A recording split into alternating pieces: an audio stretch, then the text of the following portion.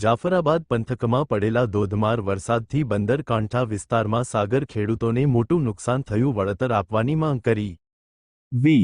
અમરેલીના જાફરાબાદ તાલુકાના ગ્રામ્ય વિસ્તારોમાં પડેલા ધોધમાર વરસાદથી શહેર સહિત ગ્રામ્ય વિસ્તારમાં ધોધમાર વરસાદ અને વીજળીના કડાકા ભડાકા પવનના સુસવાટા સાથે ધોધમાર વરસાદી પડ્યો। જાફરાબાદના કોસ્ટલ વિસ્તારોમાં તેમજ આજુબાજુના વિસ્તારમાં ધોધમાર વરસાદથી સાગર ખેડૂતોને કરોડોનું ભારે નુકસાન થયાનું ખારવા સમાજ બોટ એસોસિએશનના પ્રમુખ કનૈયાલાલ સોલંકીએ જણાવ્યું।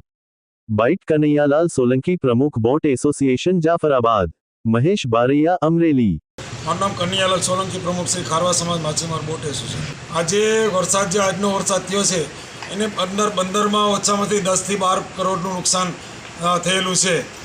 અગાઉે જે 1 મહિનાથી માછીમારો રોજીરોટી વગરના છે એમાં વાવાઝોડા દરમિયાન અથવા જે અતિવૃષ્ટિ અને એમાં જાનહાની પણ થઈ છે। અને હાલમાં જે આ વરસાદ થયો એમાં અમારે જાફરાબાદ બંદરની અંદર બોમ્બે ડેક બુમલા મચ્છીની ફિશિંગ હોય છે।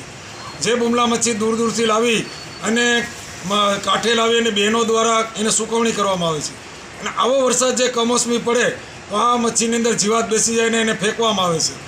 તો જે અમારી સરકારશ્રીને નમ્ર વિનંતી છે કે ખેડૂતોને અનાવૃષ્ટિ અથવા અતિવૃષ્ટિની અંદર જે રાહત મળે છે એવી રીતના માછીમારોને પણ થોડી રાહત મળે એવું સરકારે વિચાર કરવો જોઈએ। અને માનનીય મુખ્યમંત્રીશ્રીને અમારી નમ્ર અપીલ છે કે આવતા દિવસોની અંદર 15/8ના બદલે 1/9થી સિઝન ચાલુ થાય તો વાવાઝોડાનો સમય અને વરસાદનો સમય પણ નીકળી જાય। તો આ માટે કેન્દ્ર સરકારને ભલામણ કરીને પત્ર લખે એવી અમારી નમ્ર વિનંતી છે।